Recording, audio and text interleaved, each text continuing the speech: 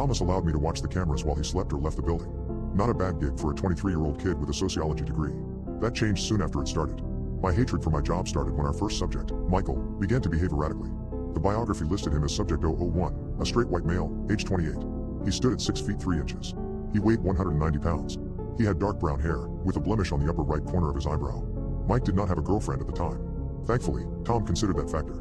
It did not take long for things to go haywire. On the second day of record keeping, I caught Mike talking to himself in the middle of the night. "I don't want to do it. I don't want to do it. Are you sure? I don't want to do it." The noise nearly caused me to fall off my chair. The rest of the day had been silent. I checked the cameras twice but found no one else there. Thomas had left the building on another one of his errands. I texted him an alert just as Michael jumped out of bed on the infrared and walked to his door. Camera 3001 is losing his marbles. Tommy walked into our makeshift laboratory a couple of minutes later. He wore a look of guarded excitement and an undersized white coat that barely covered his overstuffed belly. Crumbs on his jacket suggested that snacking had caused him to slack off next door. Yet again. Tom looked fascinated when he saw the screen. He watched the monitor over my shoulder like a parrot.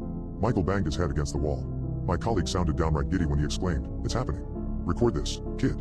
I did not know what it meant, but I followed orders. After about 20 head bangs, Michael stopped moving.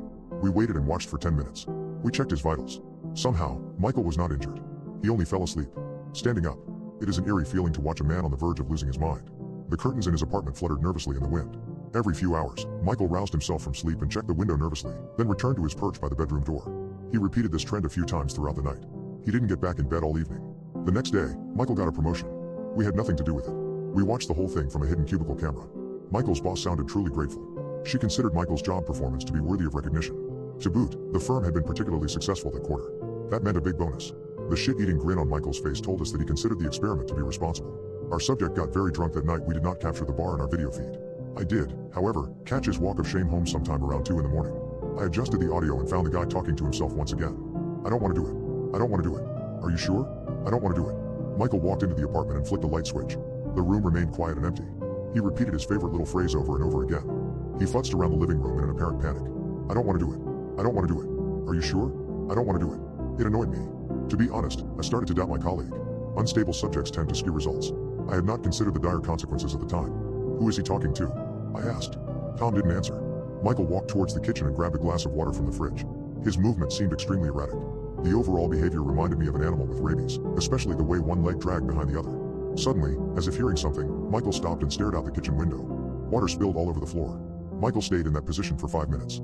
Then, he offered one last line in the direction of the kitchen door. "Are you sure?" Then he sprinted outside without another word.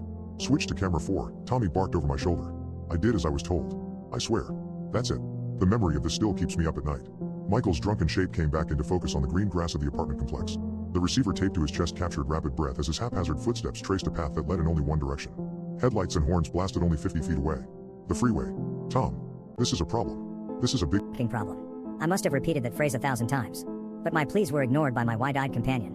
I grabbed the office phone and quickly tried to find an emergency contact. All the while, Michael teetered in between traffic carelessly like a missing toddler. "There's nothing we can do," Tom muttered. "What do you want me to say?" Michael's body exploded the moment it met the tractor trailer. He died that day. Our benefactor compensated the family handsomely. Litigation was temporarily avoided. The God experiment continued with the remaining subjects, uninterrupted, for 5 weeks.